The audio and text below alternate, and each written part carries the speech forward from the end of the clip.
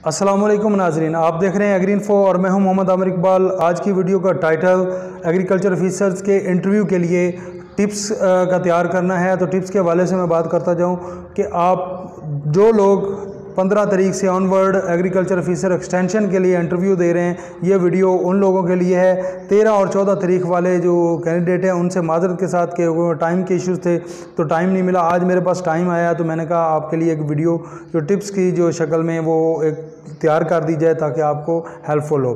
तो सबसे पहले जो पॉइंट आता है वो तैयारी के हवाले से। तो तैयारी के हवाले से मैं आपको कहूँगा कि आपने स्पेसिफिक नहीं होना, बहुत ज़्यादा डीप नहीं जाना, आपने जर्नल रहना है। जर्नल जो हमारी टर्म्स हैं एग्रीकल्चर के हवाले से उनका आपको पता होना चाहिए। एग्रोनॉमी की जो टर्म्स हैं उनके बारे में थोड़ा सा पता होना चाहिए। जो पहले 2-3 सेमेस्टर्स में हम पढ़ते हैं वो वाली जो टर्म्स हैं उनको टर्म्स का आपको पता होना चाहिए। जैसे ग्लॉसरी हम कहते हैं वो उन पे आपको थोड़ा सा फोकस होना चाहिए। एग्रीकल्चर की डेफिनेशन है, ये अक्सर जगहों पे इंटरव्यूज़ में पूछी जाती है और मुख्तलिफ जो आपका काम है उसके हवाले से बात करें। दूसरी बात जो है, आपने जिस टॉपिक पे रिसर्च की है या जिस टॉपिक पे आपने कोई रिपोर्ट बनाई है इंटर्नशिप के दौरान, जिस इदारे में आपने काम किया है उस इदारे के बारे में पता हो, वो उस इंटर्नशिप रिपोर्ट के बारे में आपको पता होना चाहिए। और साथ साथ जो आपके पास थीसिस है, थीसिस के हवाले से जो मालूमात है वो आपके पास होनी चाहिए। थीसिस में अगर कोई बात आपसे करता है कोई, उसको आप डिफेंड कर सकें, उसको आप प्रूफ कर सकें कि आपने ये इसी तरीके से काम किया है, तो उसके बारे में आपको जो मेथड आपने इस्तेमाल किया है, मेथडोलॉजी के हवाले से, टेक्निक्स के हवाले से, जो आपने उसमें थीसिस में चीज़ें की हैं और जो मेन काम आपने किया वो आपको पता होना चाहिए। उसके बारे में आप डिफेंड कर सकें, बात कर सकें। उसके बाद एग्रीकल्चर की जो अहमियत है उस हवाले से आप बात करें, एग्रीकल्चर की इंपॉर्टेंस जो है वो क्या है उसमें आ जाएं। अब इस वक्त जो कोविड का मसला चल रहा है, एग्रीकल्चर का और कोविड का जो रिलेशनशिप है उसके ऊपर वो बात कर सकें। कोविड की वजह से कौन कौन से मसाइल एग्रीकल्चर में आए हैं, जैसे लेबर सप्लाई का इशू है, हमारी ट्रांसपोर्टेशन का इशू है। कोविड की वजह से जो लॉकडाउन हुआ उसकी वजह से हमारी ट्रांसपोर्टेशन का मसला था, परशेबल कमोडिटीज़ ख़राब होना शुरू हो गई, उनकी ट्रांसपोर्टेशन नहीं थी। तो सब्ज़ियों के जो रेट इस दफ़ा आपने देखे इस सीज़न, पूरे सीज़न में बहुत ज़्यादा डाउन रहे हैं, अब थोड़े से इम्प्रूव हो रहे हैं। तो वो फार्मर जो सब्जियों वाला था उसके लिए भी प्रॉब्लम बने। तो ये मेन जो हमारे चैलेंजेस कोविड की वजह से हमें आए हैं उन पे भी आप वो फोकस करें, उनको भी आप देखें। और उसके बाद एग्रीकल्चर के जो स्टैटिस्टिक्स है उसके ऊपर आपको बात करें, आपके पास कौन कौन सी एग्रीकल्चर स्टैटिस्टिक है, किस पे आप क्या क्या एग्रीकल्चर का शेयर है। इकनॉमिक सर्वे के हवाले से आप बात करेंगे एग्रीकल्चर का जीडीपी में शेयर कितना है, जीडीपी में एग्रीकल्चर का शेयर कितना है और एग्रीकल्चर में मुख्तलिफ क्रॉप्स का क्या शेयर है, मेन क्रॉप्स खास करके तैयार करें। ऑयल सीड का पे गवर्नमेंट का काफ़ी फोकस है, उसके ऊपर आप बात कर सकते हैं कि ऑयल सीड पे हम कितनी इंपोर्ट पे पैसे लगा रहे हैं, कहाँ से आ रहा है, कितना आ रहा है और किस तरीके से हम इसको कोप अप कर सकते हैं। तो ये तमाम चीज़ों पे थोड़ा सा आपका फोकस होना चाहिए। लाइव स्टॉक का कितना शेयर है उसका आपको पता होना चाहिए। इन्फ्लेशन रेट जो है वो उसके बारे में आपको पता होना चाहिए कि कितना है। तो ये मेन जो पॉइंट्स हैं। जर्नल रहना है, बहुत ज़्यादा डीप नहीं जाना, ग्लॉसरी के बारे में बात करनी है, अपनी रिपोर्ट है या कोई चीज़ है उसके ऊपर आपने तैयार करना है। और सबसे अहम जो बात है वो आपने अपना इंट्रोडक्शन बंद कर यार, थोड़ा व्याख्या करो। तैयारी के हवाले से मैं बात कर रहा था तो उसमें सबसे जो अहम बात है आप अपना इंट्रोडक्शन में हमारा बहुत ज़्यादा मसाइल होते हैं। हमारे कुछ लोग बहुत तेज़ बोलते हैं, कुछ लोग बिल्कुल धीमे अंदाज में बोलते हैं और कुछ लोग आधे अल्फाज ही खा जाते हैं, इतना तेज़ बोलते हैं कि वो बात पूरी समझ नहीं आती। तो आप इंट्रोडक्शन के हवाले से मैं आपको ये कहूँगा कि आप उसको कागज़ पे लिखें और उसको प्रैक्टिस करें, उर्दू में भी और इंग्लिश में भी, दोनों में लिख के उसको प्रैक्टिस करें। इंट्रोडक्शन में क्या क्या चीज़ें आती हैं, जो अहम चीज़ें हैं वो मैं बताता चलूँ। अहम चीज़ें इंट्रोडक्शन में क्या है कि आपका नाम, वल्दियत, district, education right from matric to मौजूदा जो आपकी है बीएससी है, एमएससी जो भी है, कि किस ईयर में की आपने, किस इंस्टीट्यूट से की, उसके बाद फिर जो एफएससी है वो कहाँ से की, बीएससी है वो कहाँ से की और एमएससी अब कहाँ से की और किस तरीके से आप चाह रहे हैं। इस दौरान आपकी जो डिस्टिंक्शंस हैं, जो आपने अचीवमेंट्स हासिल की हुई हैं, जो आपके पास अवार्ड्स हैं क्यूरिकुलर और एक्स्ट्रा क्यूरिकुलर किसी भी तरह की एक्टिविटीज़ में, या जो आपने कोई नाम बनाया है तो उनको आप ज़रूर मेंशन करें। कुछ लोगों के पास नेशनल लेवल का वो जैसे अब यूनिवर्सिटी कलर होता है वो आप मेंशन कर सकते हैं। इस तरह की चीज़ें जितनी भी हैं आप उनको मेंशन कर सकते हैं, आप उनको बता सकते हैं। इंट्रोडक्शन आपने अच्छे अंदाज में करवा लिया तो आपका जो इम्प्रेशन है वो बड़ा अच्छा पड़ जाता है। लेकिन अगर आप इंट्रोडक्शन में ही आप घबरा गए तो फिर आपके लिए प्रॉब्लम हो जाएगा। तो वो जब प्रॉब्लम होता है तो फिर आगे पूरे इंटरव्यू पे उसका इम्पैक्ट होता है। तो लिहाजा मैं आपको बार बार कहूँगा कि आप इंट्रोडक्शन को राइट डाउन करें, लिखें, उर्दू में भी, इंग्लिश में भी, और उसको बार बार प्रैक्टिस करें। इस तरह प्रैक्टिस करें या किसी दोस्त के साथ मिल के बैठ के उसको बताएं, उसको सुनाएं और उससे कहें कि इसमें से गलतियां निकाले, वो मैं अल्फाज खा रहा हूँ, वक्फा नहीं दे रहा, जो भी काम का हो रहा है आपका वो सारी चीज़ें आपको बताए। तो इंट्रोडक्शन बहुत अहम चीज़ पॉइंट है।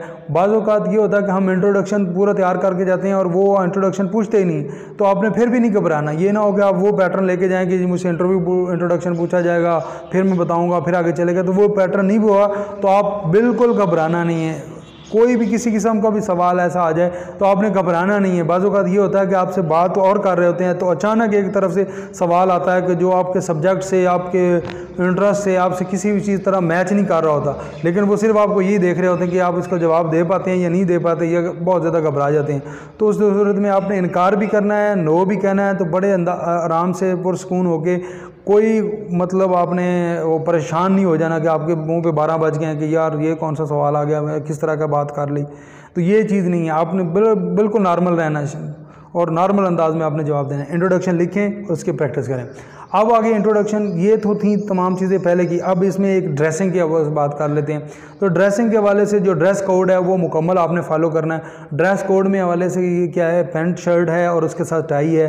कोट का अब मौसम नहीं है तो अब कोशिश करें कि कोट ना पहने, अगर कोई पहन सकता है तो वो वेल एंड गुड, कोई ऐसा मसला नहीं है। लेकिन ड्रेस कोड की जो टाई है वो आपकी ज़रूर होनी चाहिए। उसके बाद आपके पास जो ऐसे टाई हम पहनते हैं तो वो टाई आगे पीछे होती है, तो उसके लिए अगर टाई पेन नॉर्मल अंदाज़ की, कोई सुनहरी या इस तरह की नहीं, कुछ बिल्कुल सिंपल सी जो अगर आपको मिल जाए तो वो आप लगा सकते हैं ताकि आपकी जो टाई है वो बार बार आगे मूव ना करे। अगर आप कपड़े पहन के जाना चाहते हैं तो उसमें भी कोई मसला नहीं है। तो कपड़ों में आप कोट की जगह पे आपकी वेस्ट कोट आ जाती है तो वेस्ट कोट आप इस्तेमाल कर सकते हैं। अगर आप गर्मी महसूस करते हैं तो आप ना पहने।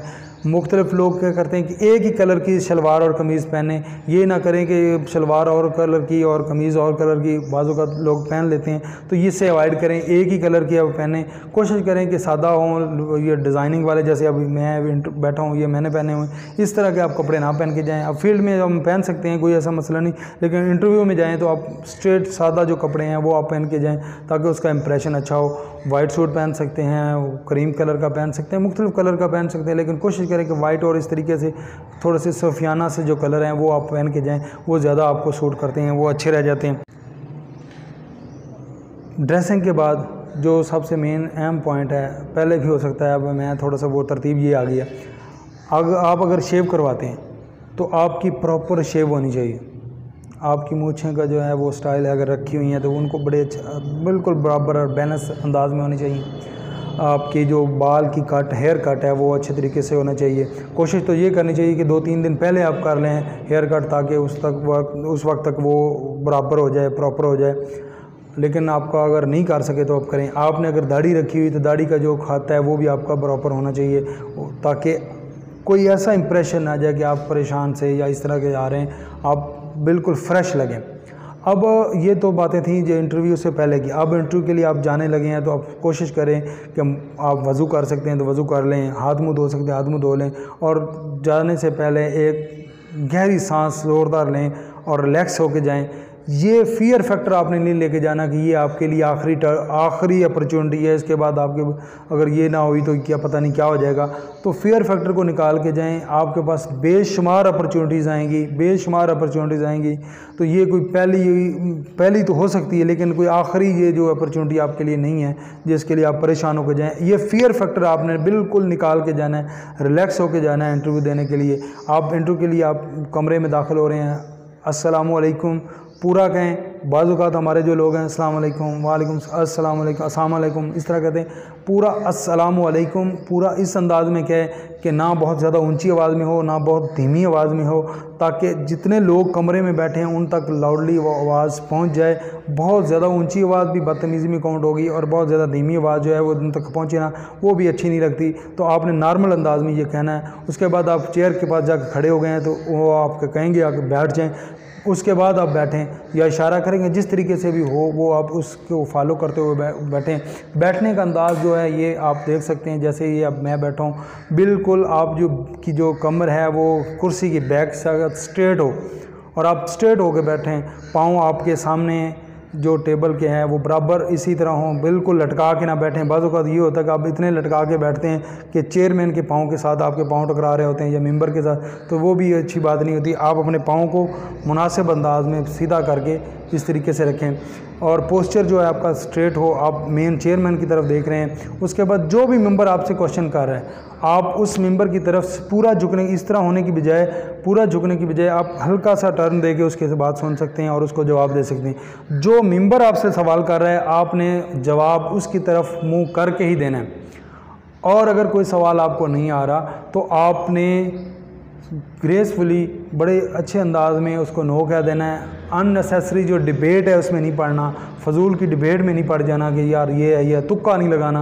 आपको जो आता है वो आप स्ट्रेट फॉरवर्ड उसमें जवाब दें, जो नहीं आता तो उसमें आप सॉरी करें और परेशान हुए बगैर। अगर आप परेशान होंगे तो फिर वो आपके लिए जो अगला इंटरव्यू है नेक्स्ट जितना भी चलेगा उसमें आपके लिए प्रॉब्लम हो जाएगी। डिबेट में जैसे मैंने पहले कहा कि आप किसी भी तरह की डिबेट में ना पढ़ें। अब जो लैंग्वेज आपने यूज़ करनी है इंटरव्यू के दौरान वो करनी है जो पैनल इस्तेमाल कर रहा है। अगर पैनल आपको उर्दू में क्वेश्चन कर रहा है तो आप जवाब उर्दू में दें। इंट्रोडक्शन उसने पूछा इंट्रोड्यूस योरसेल्फ, इंग्लिश में कहा है तो आप इंग्लिश में दें। अगर वो कहता है अपना तारफ़ करवाएं तो आप उर्दू में तारफ़ करवाएं। जो ज़बान वो इस्तेमाल कर रहे हैं आपने वही ज़बान इस्तेमाल करनी है, ताकि ये इंप्रेशन ना जाए कि आप उनके से थोड़ा सा सुपीरियर होने की, आप इंग्लिश में उजाड़ने की, अपनी थोड़ी सी नॉलेज झाड़ने की कोशिश ना करें। जो ज़बान वो इस्तेमाल कर रहे हैं आपने वही ज़बान इस्तेमाल करते हुए आप उनको जवाब देना है। उर्दू है तो उर्दू, इंग्लिश है तो इंग्लिश में। जो पैनल का मेंबर आपसे सवाल कर रहा है आप उसकी तरफ देखें। बहुत ज़्यादा ओवर स्मार्ट होने की कोशिश नहीं करनी, सादा रहना है, सिंपल से अंदाज में जवाब देना है, परेशान नहीं होना। कोई भी ऐसा सवाल हो सकता है कि जो आपकी तवक्कुआत से हट के हो तो आप उस पर परेशान हो जाएंगे, तो वो फिर आपके इम्पैक्ट अच्छा नहीं आ जाता। आप उसको इनकार कर सकते हैं कि सर सॉरी मुझे नहीं आता। जो आता है उसको आप बड़े अच्छे आसान तरीके से आप जवाब दें। अल्फाज का चुनाव मुनासिब रखें, मुनासिब अंदाज में बोलें, बहुत ज़्यादा तेज़ ना बोलें, बहुत ज़्यादा स्लो ना बोलें। इतनी आवाज़ में जवाब दें कि वो पैनल के तमाम मेंबरान उसको सुन सकें। ये जो मेन बातें थी उनके हवाले से मैं दोबारा रिपीट करता जो तैयारी में जर्नल रहना है, बहुत ज़्यादा डीप नहीं जाना। टर्म्स आपको पता होनी चाहिए। ग्लॉसरी जो है उसके आपको थोड़ा सा पता होना चाहिए। आपकी एग्रीकल्चर स्टैटिस्टिक के हवाले से पता होना चाहिए। आपके डिस्ट्रिक्ट की जो एग्रीकल्चर स्टैटिस्टिक है उसके हवाले से थोड़ा सा पता होना चाहिए। और डिस्ट्रिक्ट की जो अहम चीज़ है आपके कोई डिस्ट्रिक्ट की वो भी आपको पता होनी चाहिए। जैसे अब मैं भावनगर के कैंडिडेट के हवाले से बात करूँ तो यहाँ पे हमारी जो वीट है वो 10 लाख एकड़ पे वीट काश्त होती है। तो wheat producing largest wheat producing हमारा डिस्ट्रिक्ट मौजूद है, मशहूर है। तो इस तरह आपकी कोई डिस्ट्रिक्ट की कोई चीज़ है तो वो भी आपको याद होनी चाहिए। इंटरव्यू की ड्रेसिंग आपकी प्रॉपर होनी चाहिए। इंटरव्यू से पहले आप रिलैक्स होके जाएं और फियर फैक्टर आपके पास नहीं होना चाहिए। फियर फैक्टर के साथ जाएंगे तो आपके लिए मसाइल होंगे। इंटरव्यू में लैंग्वेज वही इस्तेमाल करनी है जो लैंग्वेज इंटरव्यू पैनल इस्तेमाल कर रहा है। और आवाज़ धीमी और बहुत ऊंची नहीं रखनी, दरमियान में रखनी है ताकि पूरा पैनल आपका सुन सके। जो पैनल का मेंबर आपको सवाल कर रहा है आपका रुख उसकी तरफ हल्का सा टर्न हो, बिल्कुल पूरा झुक नहीं जाना। टेबल के ऊपर अगर आप हाथ रखना है तो आप इस तरह बैठ नहीं जाना। अगर आप कोई फ़ाइल लेके गए हैं, कोई चीज़ आप डॉक्यूमेंट्स आप अपने साथ लेके जाए हैं तो वो अपनी गोद में नहीं रखने आपने, वो अपने सामने जो टेबल है उस टेबल के ऊपर रखने और वहाँ से आप लेके उसको लेके चलें। गोद में रखने का मतलब है कि आप इनसिक्योर से फील कर रहे हैं, तो इनसिक्योर आपने फ़ील नहीं करना, रिलैक्स रहना है और फियर फैक्टर नहीं होना। मैं अल्लाह ताला से दुआ करता हूँ कि अल्लाह ताला आपके इस इंटरव्यू में आसानी पैदा करे और आपके लिए ये इंटरव्यू कामयाब हो और आप एग्रीकल्चर ऑफिसर एक्सटेंशन की एक स्लॉट हासिल करने में कामयाब हो जाएं। बहुत शुक्रिया। अल्लाह हाफ़िज़।